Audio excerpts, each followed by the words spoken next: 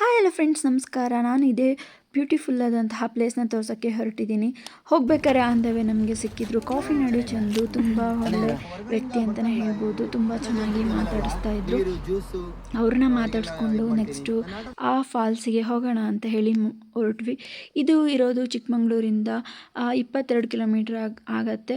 ಇದು ಬಾಬಾ ಬುಡನ್ಗಿರಿ ಹತ್ತಿರ ಬರ್ತಕ್ಕಂತಹ ಹೊನ್ನಮ್ಮನಹಳ್ಳ ಎಂಬಂತಹ ಫಾಲ್ಸ್ ಆಗಿರುತ್ತೆ. ನೀವು ಯಾವ ಕಡೆ ನೋಡಿದ್ರೂ ನಮ್ಮ ಚಿಕ್ಕಮಂಗ್ಳೂರಲ್ಲಿ ಕಾಫಿ ಎಸ್ಟೇಟಿಂದನೇ ಫೇಮಸ್ಸು. ನಿಮಗೂ ಎಲ್ಲರಿಗೂ ಗೊತ್ತಿರುತ್ತೆ, ನೀವು ನೋಡಿರ್ತೀರ. ಯಾವ ಕಡೆ ನೋಡಿದ್ದು ಗ್ರೀನಿಶ್ ವೆದರು ಮತ್ತು ಮೈಂಡ್ ಎಲ್ಲ ಒಂದು ಸ್ವಲ್ಪ ರಿಫ್ರೆಶ್ಮೆಂಟ್ ಅನಿಸುತ್ತೆ. ನನಗಂತೂ ತುಂಬಾ ಖುಷಿ ಆಯಿತು. ಸರಿ ಹೋಗೋಣ ಬೇಗ ಅಂತ ಹೇಳಿಬಿಟ್ಟು ರೆಡಿಯಾಗಿ ಹೊರಟ್ವಿ. ನಾವಂತೂ ಇಲ್ಲೇ ಇರೋದ್ರಿಂದ ಸುಮಾರು ಸತಿ ಹೋಗಿದ್ವಿ. ಇವತ್ತು ನನ್ನ ಅಣ್ಣ ಬಂದಿದ್ದ ಊರಿಂದ, ಹಾಗಾಗಿ ನಮ್ಮ ಹಸ್ಬೆಂಡಿಗೂ ರಜೆ ಇದ್ದಿದ್ದ ಕಾರಣ ಹೋಗೋಣ ಅಂತ ಹೇಳಿಬಿಟ್ಟು ಹೊರಟ್ವಿ. ಈ ಹೊನ್ನಮ್ಮನಹಳ್ಳ ಏನಕ್ಕೆ ಪ್ರಸಿದ್ಧಿ, ಇದು ಹಿಸ್ಟ್ರಿ ಏನು ಅಂತ ಹೇಳಿ ನಾನು ಹೋಗ್ತಾ ಹೇಳ್ತೀನಿ. ಚಿಕ್ಕಮಂಗ್ಳೂರಿಂದ ನೀವು ಬಾಬಾ ಬುಡನ್ಗಿರಿ ಹೋಗೋವಂತಹ ಮೇಯ್ನ್ ರೋಡಲ್ಲೇ ಇದಕ್ಕೆ ಹೋಗಬೇಕು, ಈ ಹೊನ್ನಮ್ಮನಹಳ್ಳ ಅಂತ. ಇಲ್ಲಿ ಸುಮಾರು ಫಾಲ್ಸ್ಗಳು ಸಿಗತ್ತೆ. ಇಲ್ಲಿ ತುಂಬ ಬ್ಯೂಟಿಫುಲ್ ಆದಂತಹ ಪ್ಲೇಸಸ್ಸು ಇದೆ ಚಿಕ್ಕಮಂಗ್ಳೂರಲ್ಲಿ. ನೀವು ಈ ಕಡೆ ಬಂದರೆ ಒಂಥರ ಮೈಂಡ್ ಫ್ರೆಶ್ ಅನಿಸುತ್ತೆ ಎಲ್ಲರಿಗೂ. ಇದು ಚೆಕ್ ಪೋಸ್ಟ್ ನೋಡಿ, ಇಲ್ಲೆಲ್ಲ ಚೆಕ್ಕಿಂಗ್ ಮಾಡ್ತಾರೆ. ಮತ್ತು ಹೊರಟ್ವಿ ನಾವು. ಆ ಚೆಕ್ಕಿಂಗ್ ಎಲ್ಲ ಮುಗಿಸ್ಕೊಂಡು ಎಷ್ಟು ಬ್ಯೂಟಿಫುಲ್ ಆಗಿದೆ ನೋಡಿ ಈ ಪ್ಲೇಸು. ಇಲ್ಲಿ ಫೋಟೋಶೂಟ್ ಮಾಡ್ಸೋಕ್ಕೆಲ್ಲ ತುಂಬ ಜನ ಬರ್ತಾರೆ.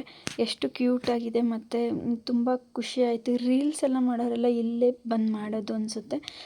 ನೋಡಿದ್ರೆ ಏನಾದ್ರು ತಿನ್ನೋಣ ಅಂತ ಇಳಿದ್ವಿ. ಅಲ್ಲಿ ನೋಡಿದ್ರೆ ನಮಗೆ ಕಾಫಿ ನಾಡು ಚಂದು ಪರಿಚಯ. ಅವ್ರು ಸಿಕ್ಕಿದ್ರು, ಎಷ್ಟು ಚೆನ್ನಾಗಿ ಮಾತಾಡ್ಸಿದ್ರು. ಅವರು ತುಂಬಾ ನಮ್ಮ ಚಿಕ್ಕಮಂಗ್ಳೂರಲ್ಲಿ ಸಖತ್ತು ಒಳ್ಳೊಳ್ಳೆ ಕೆಲಸಗಳನ್ನು ಮಾಡ್ತಾ ಇರ್ತಾರೆ. ಈಗ ಮಳೆಗಾಲದಲ್ಲಿ ರೋಡ್ ಮೇಲೆ ಬಿದ್ದಿರ್ತಕ್ಕಂತಹ ಮರಗಳನ್ನು ತೆರವು ಮಾಡೋದಂತಹದ್ದಿರಬಹುದು, ಅದನ್ನೇ ಹೇಳ್ತಾಯಿದ್ರು ಅವರು. ನಾನು ಅನಾಥಾಶ್ರಮಕ್ಕೆಲ್ಲ ತುಂಬ ಹೆಲ್ಪ್ ಮಾಡಿದ್ದೀನಿ ಮತ್ತು ಗೌರ್ಮೆಂಟ್ ಸ್ಕೂಲ್ ಮಕ್ಕಳಿಗೆ ಎಕ್ಸಸೈಸ್ ಬುಕ್ಸ್ ಎಲ್ಲ ಕೊಡಿಸಿದ್ದೀನಿ ಅಂತ ಹೇಳಿ. ಇಲ್ಲಿ ನಿಮಗೆ ಗೊತ್ತಿದೆ, ದತ್ತ ಜಯಂತಿ ಟೈಮಲ್ಲೆಲ್ಲ ನಾನು ಫ್ರೀ ಆಟೋನ ಓಡಿಸ್ತೀನಿ ಮತ್ತು ಜ್ಯೂಸ್ ಎಲ್ಲ ಕೊಡ್ತೀನಿ ದತ್ತ ಮಾಲೆ ಹಾಕ್ಕೊಂಬರೋರಿಗೆಲ್ಲ ಅಂತ ಹೇಳ್ತಾಯಿದ್ರು. ನೀವು ಯಾಕೆ ಬಿಗ್ ಬಾಸಿಗೆ ಹೋಗಿಲ್ಲ ಅಂತ ಕೇಳಿದ್ದಕ್ಕೆ ನನಗೆ ಹೋಗೋಕ್ಕೆ ಕರೆದಿದ್ರು, ಬಟ್ ನನಗೆ 3 ತಿಂಗಳೆಲ್ಲ ಅಲ್ಲಿ ಇರಲಿಕ್ಕೆ ಆಗೋಲ್ಲ, ಹಾಗಾಗಿ ನಾನು ಹೋಗಲಿಲ್ಲ. ಬಟ್ ಹೋಗಿಬಿಟ್ಟು ಬಿಗ್ ಬಾಸ್ ಮನೆ ಹತ್ರ ಅಲ್ಲೆಲ್ಲ ಮಾತಾಡ್ಕೊಂಡು ನೋಡಿಕೊಂಡು ಬಂದಿದ್ದೀನಿ. ನನಗೆ ಒಂದೇ ಕಡೆ ಇರಲಿಕ್ಕಾಗಲ್ಲ, ಯಾಕೆಂದರೆ ನಾನು ಆಟೋ ಓಡಿಸೋದಲ್ವ, ಹಾಗಾಗಿ ನಮ್ಮ ಹೊಟ್ಟೆಪಾಡು ನಡಿಬೇಕಲ್ಲ. ಡೈಲಿ ನಾನು ಆಟೋ ಓಡಿಸಿದ್ರೇ ದುಡ್ಡು ಮತ್ತು ಊಟ ಅಂತ ಹೇಳ್ತಾಯಿದ್ರು ಅವರು. ಅವ್ರಿಗೆ ತುಂಬ ಇಷ್ಟ ಅಂತೆ ವೀಕೆಂಡ್ ವಿತ್ ರಮೇಶ್ಗೆ ಹೋಗಬೇಕು ಅನ್ನೋದು ಅವ್ರದ್ದು ಡ್ರೀಮ್ ಅಂತೆ. ಅವರು DKD ಶೋಗೆಲ್ಲ ನಾನು ಹೋಗಿದ್ದೀನಿ, ಮತ್ತು ಚಿಕ್ಕ ಪುಟ್ಟ ಶೋಸ್ಗೆಲ್ಲ ಹೋಗಿದ್ದೀನಿ. ಈಗ ಬಿಗ್ ಬಾಸ್ ಅಂದರೆ 3 ಮಂತ್ಸ್ ಎಲ್ಲ ಇರಲಿಕ್ಕೆ ನನಗಾಗಲ್ಲ ಅಂತ ಹೇಳಿ ಅದ್ರ ಬಗ್ಗೆನೇ ಮಾತಾಡ್ತಾಯಿದ್ರು. ನಾನು ಅವ್ರಿಗೆ ವಿಶ್ ಮಾಡಿದೆ, ನೀವು ಬೇಗ ವೀಕೆಂಡ್ ವಿತ್ ರಮೇಶಲ್ಲಿ ಬರೋಂತಹ ಆಸೆ ನೆರವೇರಲಿ ಅಂತ ಹೇಳಿ ನಾನು ವಿಶ್ ಮಾಡಿದೆ. ಸರಿ ಫೈನಲಿ ಹೋಗೋಣ ಅಂತ ಹೇಳಿ ಅವ್ರನ್ನ ಚೆನ್ನಾಗಿ ಮಾತಾಡಿಸ್ಕೊಂಡು ಶೇಕ್ ಹ್ಯಾಂಡ್ ಕೊಟ್ಟು ಮತ್ತೆ ಹೊರಟ್ವಿ. ನಿಮಗೆ ಹೇಳ್ತೀನಿ ಹೊನ್ನಮ್ಮನಹಳ್ಳ ಅಂತ ಯಾಕೆ ಕರೀತಾರೆ ಮತ್ತು ಎಷ್ಟು ಬ್ಯೂಟಿಫುಲ್ ಆಗಿದೆ ಅಂತ ಹೇಳಿಬಿಟ್ಟು ತೋರಿಸ್ತೀನಿ. ಖಂಡಿತ ನೀವು ಈ ಕಡೆ ಚಿಕ್ಕಮಂಗ್ಳೂರು ಕಡೆ ಟ್ರಿಪ್ಪಿಗೆ ಅಂತ ಬಂದರೆ ಈ ಪ್ಲೇಸ್ನ ನೀವು ಮಿಸ್ ಮಾಡ್ಕೋಬೇಡಿ. ಸುಮಾರು ಪ್ಲೇಸಸ್ ಇದೆ, ನೀವು ಹೋಗ್ತಾ ಇಲ್ಲಿ ಈ ಕಡೆ ಎಲ್ಲ ತುಂಬ ಜನ ನೋಡಿ ಬೈಕಲ್ಲೇ ಬರ್ತಾರೆ ಬೆಂಗ್ಳೂರು ಕಡೆಯಿಂದ ಎಲ್ಲ.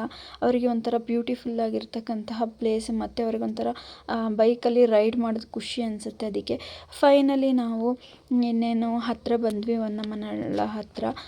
ಅದೊಂದು ಪುಟ್ಟ ಫಾಲ್ಸ್ ಥರನೇ ಇದೆ, ಹಳ್ಳ. ಓಕೆನಾ, ಇಳಿದ್ವಿ ನೋಡಿ. ನಮ್ಮ ಅಣ್ಣ ಬಂದಿದ್ದ, ಹಾಗಾಗಿ ನಾವು ಒನ್ ಡೇ ಸುಮ್ಮನೆ ಟ್ರಿಪ್ ಅಂತ ಹೇಳಿ ಬಂದ್ವಿ. ನಮ್ಮ ಅಣ್ಣ ಮತ್ತು ನನ್ನ ಮಗ ಎಲ್ಲ ಹಾಯ್ ಮಾಡ್ತಾಯಿದ್ರು. ಸರಿ ಖುಷಿ ಆಯಿತು ನನಗಂತೂ ಇಲ್ಲಿ ಪ್ಲೇಸಿಗೆ ಬರೋದು. ಪ್ರತಿ ಸರಿ ಬಂದಾಗಲೂ ಏನೋ ಒಂಥರ ಮೈಂಡ್ ರಿಫ್ರೆಶ್ ಅನಿಸುತ್ತೆ. ಅಲ್ಲೆಲ್ಲ ಟೋಪಿ ಎಲ್ಲ ಮಾರ್ತಾಯಿದ್ರು. ಅದೇ ನೋಡಿ ಹಿಂದೆ ಕಾಣಿಸ್ತಿದೆಯಲ್ಲ, ಅದೇ ಹೊನ್ನಮ್ಮ ದೇವಿಯ ದೇವಸ್ಥಾನ. ಸರಿ ಏನಾದ್ರು ತಿನ್ನೋಣ ಅಂತ ಹೇಳಿ ಬೋಂಡ ಎಲ್ಲ ತಗೊಂಡು ತಿಂದ್ವಿ. ಇಲ್ಲೇ ನೋಡಿ ನಾನು ಟೋಪಿನ ನೋಡಿದ್ದು ಚೆನ್ನಾಗಿತ್ತು. ನೋಡಿ ಇದೇ ಹೊನ್ನಮ್ಮನ ಹಳ್ಳ, ಎಷ್ಟು ಬ್ಯೂಟಿಫುಲ್ ಆಗಿದೆ ಅಲ್ವಾ. ಬಾಬಾ ಬುಡನ್ ಸಾಹೇಬ್ರು ಅವರು 4 ಜನ ಆಚಾರರೊಂದಿಗೆ ಇಲ್ಲಿ ಬರಬೇಕಾದ್ರೆ ನೀರಿಗೆ ತುಂಬ ಅವರಿಗೆ ಅಭಾವ ಆಗಿತ್ತಂತೆ. ಅವರು ದೇವ್ರ ಹತ್ರ ಪ್ರಾರ್ಥನೆ ಮಾಡಿದ್ರಂತೆ. ಆವಾಗ ಇಡೀ ಹೊನ್ನಮ್ಮನ ಹಳ್ಳ ಗುಡ್ಡದಿಂದ ನೀರು ಬೀಳ್ತು. ಅದಕ್ಕೋಸ್ಕರ ಇದಕ್ಕೆ ಹೊನ್ನಮ್ಮನ ಹಳ್ಳ ಅಂತ ಹೇಳ್ತಾರೆ ಅಂತ ಇದರಲ್ಲಿ ನಂಬಿಕೆ ಇದೆ. ಅದು ಏನೇ ಇರಬಹುದು, ಇದು ಗುಡ್ಡಗಳಿಂದ ಬರುತ್ತೆ. ಇದು ಯಾವಾಗ ಎಂಥ ಬೇಸಿಗೆ ಬಂದ್ರೂ ಇಲ್ಲಿ ಇಷ್ಟು ನೀರಂತೂ ಹರಿತಾನೆ ಇರುತ್ತೆ. ಯಾವತ್ತೂ ನೀರು ಹೋಗಿಲ್ವಂತೆ. ಇಲ್ಲಿ ಮಳೆಗಾಲದಲ್ಲಿ ಇನ್ನೂ ತುಂಬ ನೀರು ಬರುತ್ತೆ. ಇಲ್ಲಿ ನೀವು ಈ ರೋಡ್ ನೋಡಿ, ಅಲ್ಲೂ ಕಾಣಿಸ್ತಿದೆ ನೋಡಿ ನಿಮಗೆ, ಗುಡ್ಡಗಳಿಂದ ಅಲ್ಲಲ್ಲಿ ನೀರು ಹರಿತಾನೆ ಇರುತ್ತೆ. ಇಲ್ಲಿಗೆ ನೀರಿಂದ ಏನೂ ಕೊರತೆನೇ ಇಲ್ಲ ಅಂತಲೇ ಹೇಳ್ಬೋದು.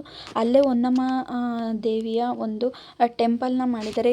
ಅಲ್ಲಿ ಮೇಲೂ ಹೋಗ್ಬೋದು, ನೀರು ಬೀಳೋ ಅಂತಹ ಪ್ಲೇಸ್ಗೆ. ಅಲ್ಲಿ ಎಲ್ಲ ಜನ ಹೋಗಿದ್ದಾರೆ ನೋಡಿ, ಅಲ್ಲೂ ಹೋಗ್ಬೋದು, ಕೈ ಕಾಲೆಲ್ಲ ತೊಳ್ಕೊಬೋದು. ಅಲ್ಲೂ ತುಂಬಾ ಚೆನ್ನಾಗಿದೆ. ನಾವು ಯಾವಾಗಲೂ ಹೋಗ್ತಿರ್ತೀವಲ್ವ, ಅಲ್ಲೇನು ಹೋಗೋದು ಬೇಡ ಅಂತ ಹೇಳ್ಬಿಟ್ಟು ಕೆಳಗಡೆನೆ ಇದನ್ನೆಲ್ಲ ವೀಡಿಯೋನೆಲ್ಲ ಮಾಡ್ಕೊಂಬಂದೆ. ಸುಮಾರು ಜನ ನನಗೆ ಕೇಳ್ತಾಯಿದ್ರು, ಮೇಡಮ್ ನೀವು ಯಾವ್ದಾದ್ರು ಫಾಲ್ಸ್ಗೆ ಹೋಗ್ಬಿಟ್ಟು ವೀಡಿಯೋ ಮಾಡಿ ಅಂತ ಹೇಳ್ಬಿಟ್ಟು. ಹೇಗಿದ್ರು ಬಂದಿದ್ನಲ್ವ, ಹಾಗೆ ಒಂದು ವೀಡಿಯೋ ಮಾಡಿ ನಿಮಗೂ ತೋರಿಸೋಣ, ಈ ಕಡೆ ಬಂದರೆ ನಿಮಗೂ ಖುಷಿ ಆಗುತ್ತೆ ಆ ಪ್ಲೇಸ್ಗೆ ಹೋದರೆ ಅಂತ ಹೇಳಿ. ನೋಡಿ ಎಲ್ಲಿ ಬಂಡೆಗಳಿಂದೆಲ್ಲ ನೀರು ಬರ್ತಾ ಇದೆ. ಎಷ್ಟು ಕೋಲ್ಡ್ ಇತ್ತು ನೀರಂದರೆ, ಸಖತ್ತು ಕೋಲ್ಡ್ ಇತ್ತು. ಬಾಬಾ ಬುಡನ್ಗಿರಿಗೆ ಹೋಗುವಂತಹ ಆ ಮೇನ್ ರೋಡಲ್ಲೇ ಇರುವಂತಹದ್ದು. ತುಂಬ ಸುಂದರವಾಗಿದೆ. ಈ ಪ್ಲೇಸಿಗೆ ನೀವು ಬಂದರೆ 100% ನೀವು ಈ ಕಡೆ ಚಿಕ್ಕಮಂಗ್ಳೂರಿಗೆ ಬಂದರೆ ಮಿಸ್ ಮಾಡ್ಕೊಂಡು. ಈ ಪ್ಲೇಸ್ನ ಎಷ್ಟು ಚೆನ್ನಾಗಿದೆ ನೋಡಿ. ಈ ನೀರು ನೋಡ್ತಾ ಇದ್ರೇ ಒಂಥರ ಮನಸ್ಸಿಗೆ ಶಾಂತಿ ಮತ್ತು ತುಂಬ ಖುಷಿಯಾಗತ್ತೆ. ಇದೇ ನೋಡಿ ಹೊನ್ನಮ್ಮ ದೇವಿ ದೇವಸ್ಥಾನ. ಇಲ್ಲಿ ಗ್ರಾಮ ದೇವತೆ ಅಂತ ಹೇಳಿ ಪೂಜೆ ಮಾಡ್ತಾರೆ. ಈ ನೀರಲ್ಲಿ ಸ್ನಾನ ಮಾಡೋದ್ರಿಂದ ನಮ್ಮ ಪಾಪಗಳು ಪರಿಹಾರ ಆಗುತ್ತೆ ಮತ್ತು ರೋಗ ರುಜಿನಗಳು ಬರೋದಿಲ್ಲ ಅಂತ ಹೇಳಿ ನಂಬ್ತಾರೆ.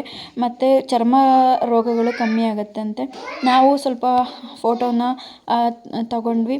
ಸುಮಾರು ಸಾರಿ ನಾವು ಇಲ್ಲಿಗೆ ಬಂದಿದ್ದೀವಿ. ನಾವು ಇಲ್ಲೇ ಚಿಕ್ಕಮಂಗ್ಳೂರಲ್ಲಿ ಇರೋದ್ರಿಂದ ಸ್ವಲ್ಪ ಮೈಂಡ್ ಫ್ರೆಶ್ ಅನಿಸ್ಲಿ ಅಂತ ಹೇಳಿ ಹಾಗಾಗಿ ಬರ್ತೀವಿ.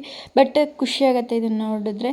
ನೀವು ಒಮ್ಮೆ ಇಲ್ಲಿಗೆ ಭೇಟಿ ಕೊಡಿ. ಮತ್ತು ಫ್ಯಾಮಿಲಿ ಜೊತೆ ಎಲ್ಲ ಮಕ್ಕಳನ್ನೆಲ್ಲ ಕರ್ಕೊಂಬಂದಾಗ ತುಂಬ ಹುಷಾರಾಗಿ ಮಕ್ಕಳನ್ನ ನೋಡ್ಕೊಬೇಕು. ನನ್ನ ಮಗ ನೋಡಿ, ಚಿಕ್ಕವನು, ಸಖತ್ತು ತಲೆಹರಟೆ, ಆಚೆ ಈಚೆ ಓಡಾಡ್ತಾ ಇದ್ದ. ಭಯ ಆಗೋಯಿತು ಎಲ್ಲಿ ಬಿದ್ದೋಗ್ತಾನೋ ಅಂತ.